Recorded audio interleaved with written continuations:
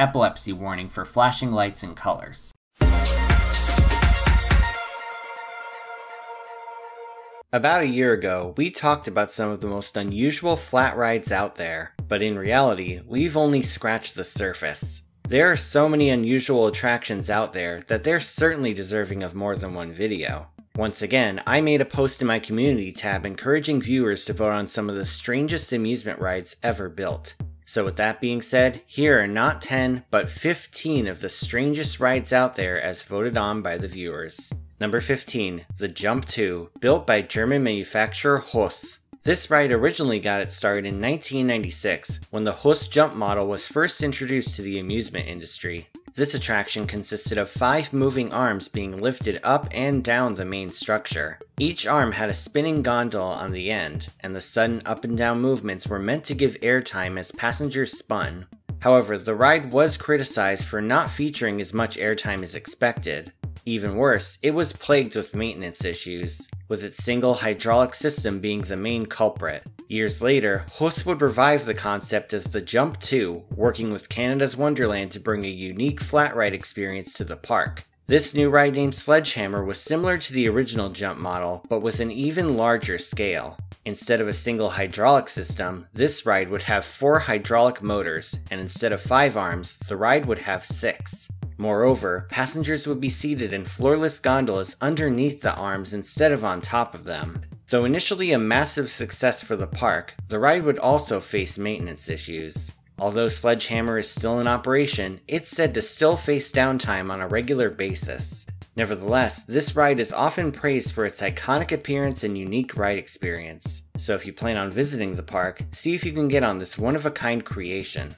Number 14, the Atlantis Adventure, made by Italian manufacturer Moser's Rides. Over the years, Moser's Rides has introduced some truly unusual creations to the amusement industry, but perhaps their oddest design ever is the Atlantis Adventure. First debuting in 2010 at Austria's Wiener Prater, this ride is built to resemble a giant octopus lifting a boat with its tentacles. The boat is a 20-person gondola that's able to rotate a full 360 degrees. Visually, this ride is stunning, looking like something out of a video game. Even the tentacles on the side move. Unfortunately, despite its interesting appearance, this ride was heavily panned by park guests, with many calling the ride experience slow and boring.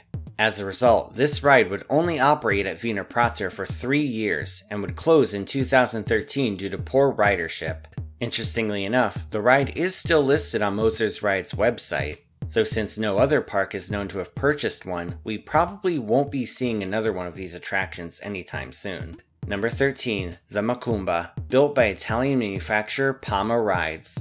Bizarrely enough, this ride is named after an Afro-Brazilian religion. The exterior is similarly themed, featuring depictions of a lion and several people in tribal face paint. The arms bounce up and down individually, but the ride's most unique feature involves the seats. As the arms move up and down, the seats actually swivel side to side. It's a pretty surreal sight, and it's almost like some kind of hypnotic dance. Admittedly, not much else is known about this ride, and photos and video of it are rare. Thankfully, this unusual attraction has been documented, and is still said to be operating on the Spanish Fair circuit. If you've gotten a chance to ride this, feel free to let me know about it in the comments section. Number 12, Time Machine at England's Adventure Island. This attraction was completely custom built by the park and is unlike any other flat ride on Earth. Located on Southend by the Sea, this flat ride may seem small at first, but don't be fooled by its modest size. This ride truly packs a punch.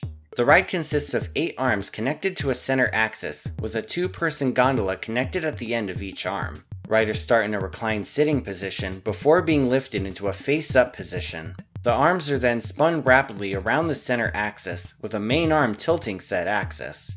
The gondolas also twist on each arm, adding more variety to the experience. With its high speed and non-restrictive lap bar restraint system, this attraction is widely praised for its unexpected intensity. There are even some thrill seekers that think the ride is too intense. Reddit user Blue Bunglebee said, quote, "I ride roller coasters all the time and have no problems, and have very few problems with flat rides, but I genuinely thought I was going to vomit walking off of it. The force is very intense, having consistently high G-force combined with only a lap bar, making it really quite scary." YouTube user 8phase-A1DZ says, quote, "I've been on this ride before and screamed my pants off. I legit was closing my eyes the whole time and I was shouting to go home, lol." And YouTube user Reza says, quote, "And remember, ... empty stomach." Admittedly, as someone who hates spinning, I would personally avoid this ride. But do you think you can handle it? If so, see if you can book a ticket to Adventure Island to check this one out. Number 11, the Fun Clown Ride, made by various Chinese manufacturers. This one is just plain bizarre. If you thought the Time Machine was small, this one is a fraction of that size. This minuscule amusement ride was built for a variety of locations, including outdoor amusement parks, family entertainment centers, and even shopping malls. You know those little coin-operated kiddie rides? Imagine giving one of those a glass of absinthe. This attraction consists of 4 seats in the middle that rotate upside down as the whole thing revolves sideways on a platform. And for those who don't wish to be flipped upside down, there are 2 3-person mini Ferris wheels on both sides. This gives it a total capacity of 10 people, which is pretty outstanding for its small size. Even crazier is the fact that you can buy this ride on Alibaba for around $10,000. Just imagine having it shipped to your house. If you had the money, would you buy one of these? Number 10, the Freestyler 6x2, made by Moser's Rides. Another Moser's Rides creation is this wacky invention. This attraction is a variation on their original Freestyler ride. The Freestyler is meant to simulate surfing, with passengers taking a standing position on boards that swing back and forth and swivel side to side. There are several Freestyler attractions out there, but the one that stands out the most is the 6x2 model. This takes the original Freestyler design and turns it into a pendulum ride. As the name implies, it can seat 12 people at a time. Riders stand side by side facing opposite directions. As the main arm swings, not only do the boards rotate around the center axis, but each board can rotate individually. The extra axis of rotation adds even more spice and excitement to the experience. As far as I know, this model has only been built as a prototype at Moser's Rides testing facility, but it'll be very interesting to see if another one of these gets built, because there's a lot of potential with this ride. Number 9, the man-powered swing at Idaho's Valley County Fair. This is by far one of the rarest flat ride credits out there. This attraction was documented by YouTube user Carbonal Reductes, who cited it as being from the annual Valley County Fair in Idaho. This rural county has a population of just under 12,000 people, so this attraction is pretty elusive. Unlike other rides on this list, this one uses zero electricity, with the ride operator physically pushing the main arm. According to the uploader, this ride is capable of making a full rotation, though that does admittedly look pretty tough. Imagine spending all day trying to swing people on a large machine. You've got to give this guy credit. Also, what the hell is up with that bootleg SpongeBob bounce house? All in all, it really makes you wonder what other kinds of fascinating attractions exist at rural fairs, because there's plenty of them around the country. Number 8, the Happy Sky, built by Italian manufacturer Technical Park. This ride looks like something you'd see in a factory. The vehicles consist of 3-person gondolas that are suspended from a slide guide system. The vehicles are completely incapable of moving forward, instead navigating alongside a wall. In this case, it looks like someone took a billboard ad for the movie Planes and turned it into a kiddie ride. In that regard, there is quite a lot of potential for this ride. Just imagine a McDonald's ad being put on this. These rides are known to be incredibly popular in Asia, and there's even a knockoff version. It may not be as intense as the other rides on this list, but it is undoubtedly unusual. Like what you see so far? Feel free to subscribe and hit the bell to turn on new video notifications. Number 7, the Tornado at Austria's Wiener Prater. Like the Atlantis adventure, this ride was also built at Wiener Prater. Fortunately, it is still in operation. This thrill ride consists of a 4-seat gondola connected by cables to a giant lightning bolt. The bolt rotates in a crank motion, causing the gondola to swing in a figure-8 path. Even better, the gondola can flip back and forth, adding much more intensity to this ride. According to the manufacturer, this ride was meant to simulate being sucked into an actual tornado. Funtime's website says, quote, "Once in your seat, the harness is down and you're buckled in for the ride of your life. You hope it doesn't end up like the movie." In that regard, they're probably referring to the 1996 movie Twister. If you hate spinning and flipping, you'll want to stay away from this one, but if you're looking for a high-intensity, disorienting experience, the Tornado is certainly a must-do.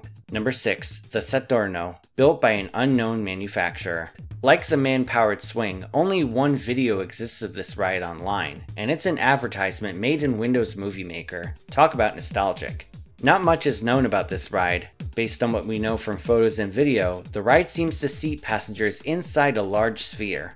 The sphere spins on 2 rings, allowing for multiple rotational axes. So far, this ride has only been known to operate in Brazil, and its current whereabouts are unknown. According to the ad, this ride was portable and was advertised for children's birthdays, company parties, and celebrations in general. Just imagine riding this and then trying to hit the piñata blindfolded afterwards. You'd probably smash up half the neighborhood. Number 5. The Spin and Spew Ride at Nevada's Nellis Air Force Base. This is yet another rare ride that was documented by a YouTube user. This attraction briefly operated as part of the 2011 Aviation Nation Air Show just outside of Las Vegas. This annual November air show is one of the largest in the country. Every year, experienced pilots mystify onlookers with superb flying maneuvers. But in 2011, there was also an amusement ride to check out, and this thing is pretty crazy. Documented by YouTube user 38 Squid, this custom-built attraction seats 4 people at a time in a large red wheel. The wheel sits on top of a trailer, flipping guests back and forth at a pretty high speed. And as if that weren't enough, the wheel also appears to be filled with ball pit balls. A truly surreal ride experience indeed. Who would have thought you could combine a spinning flat ride with a ball pit? Definitely a better ball pit than DashCon. Unfortunately, aside from this video, there is no information available on this ride. Nobody knows where it came from or where it is now. If you have any information about this ride, feel free to comment down below. Number 4. The King Kong, built by Huss. Imagine if someone took Universal's defunct Kongfrontation and turned it into a flat ride. You'd get this interesting creation. Of course, this ride isn't very intense, but its theming is among the best out of any mass-produced flat ride. The detail on King Kong himself is also pretty impressive, from his hair to his facial features. And here's an interesting fact. One of these animatronics was reused on a boat ride attraction at Germany's Serengeti Park. And this guy can certainly cause some major submechanophobia. Number 3. The Devil's Wheel at Germany's Oktoberfest. This ride is by far the oldest on the list, dating all the way back to the 1910s. This attraction could be considered an amusement ride / fairground game hybrid, and thousands of people have given it a whirl. The goal of this ride is to avoid falling off the wheel, but this isn't an easy task. Passengers not only battle against centrifugal forces pushing them outside the wheel, but also against the Coriolis effect pushing them sideways. But that's not all. Passengers also have to avoid a large ball and chain, as well as dodge ropes being thrown at them. All of this while spinning rapidly. By far the best position to be in is the middle of the wheel, where the forces are more manageable. So if you get a chance to try this one out, try to make sure you're in the middle of the wheel. It's not every day you see an amusement ride where strategy is involved, but anything can happen at Oktoberfest. Number 2. The Bell, built by Funtime. Though reportedly no longer in operation, this ride was an extremely memorable creation. Like King Kong, this was another heavily themed ride experience. This attraction was exactly what it sounds like, a thrill ride shaped like an enormous bell. Passengers sat facing outwards, with the gondola serving as the bell's clapper. In its original design, the gondola could swing back and forth inside the bell like an actual clapper, with what appears to be a hydraulic system keeping it from actually colliding with the bell, though this feature was later removed and replaced with solid rods. The gondola could also spin, adding another disorienting factor to this attraction. The bell as a whole reached a max angle of 120 degrees, and while it didn't go upside down, it was still an amazingly unique experience, as well as undeniable eye candy. As far as I know, this attraction was only installed once, and the attraction has likely been discontinued. Thankfully though, there are still plenty of videos and photos of it online. Number 1. The Apollo 14, built by German manufacturer Schwarzkopf. This ride won my poll in a landslide, and one look at it makes it easy to see why. First debuting on the German fair circuit, this ride would later be installed at the Netherlands Slagharen. There it would open alongside a similar ride just named Apollo. Both of these rides consisted of large rotating moons, but while Apollo was built as a simple swing ride, Apollo 14 managed to combine a carousel and a Ferris wheel. Passengers were seated inside gondolas resembling command modules, with rotating wheels of 4 attached to 5 pillars. The wheels can move up and down the pillars, and in addition to the wheels themselves rotating, the pillars rotate around the moon. This was without a doubt one of the strangest and most unusual flat rides ever conceived. Although the original Apollo was still operating at Slaharin, Apollo 14 would later be moved to England's Dreamland.